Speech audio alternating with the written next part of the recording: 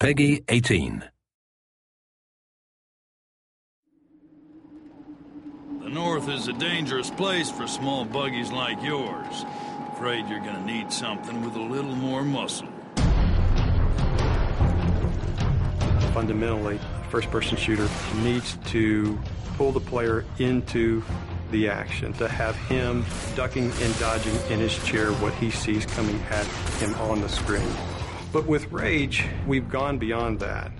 There's so many different things to do. There's so many characters to interact with. There's this world to explore. There's vehicles to drive. So it just becomes immersive on so many levels that when the player is in it, he's engaged with not just the action, but the story, the characters, the world.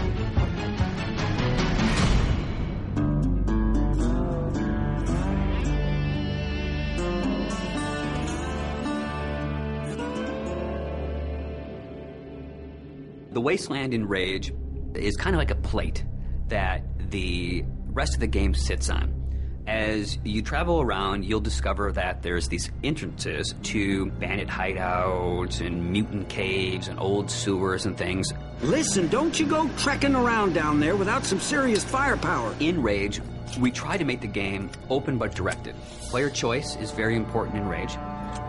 The Wasteland is more than just a setting for the story. It's its own gameplay level, for lack of a better word. It's the thing that stitches the story and it stitches the action all together.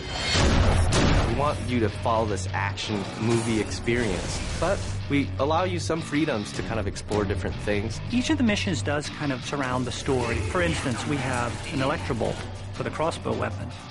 Electricity, water, that makes sense. Well, Wellspring sits on top of a well. So the obvious gameplay thing is here, okay, you shoot the electrobolt in the water.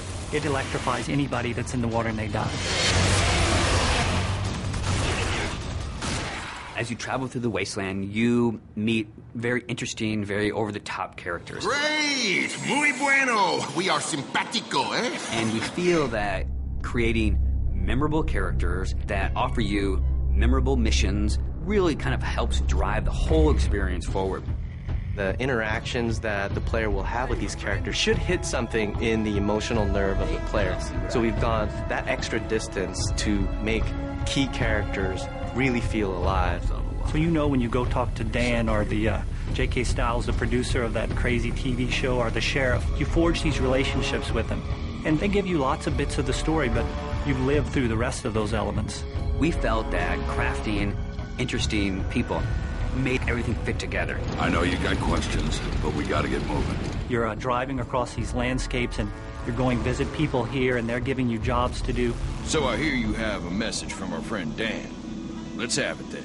One of the things that we discovered with Rage is when people saw us driving around, shooting other cars, they immediately said, I want to do that in multiplayer. So we've taken the best parts of the vehicle combat from the single-player experience and added a really fun, intuitive multiplayer experience with it. We also have this cooperative style gameplay that allows a player to get with a friend, run through a level that's maybe changed a little bit from things that they've seen in the game, and then we roll a little bit of fiction into that. So it's taking all the kind of visceral, in-your-face action, but you're doing it with a buddy. We really have the best of both. We have great co-op missions and some great vehicle multiplayer. We want to provide this smorgasbord of different things that the player can do so that they can become immersed with other things rather than just a critical story path. But if you want, you can go to the store, get a couple more grenades, outfit yourself with some new ammo types, jump back in the car and head for the next action. And we're okay with that.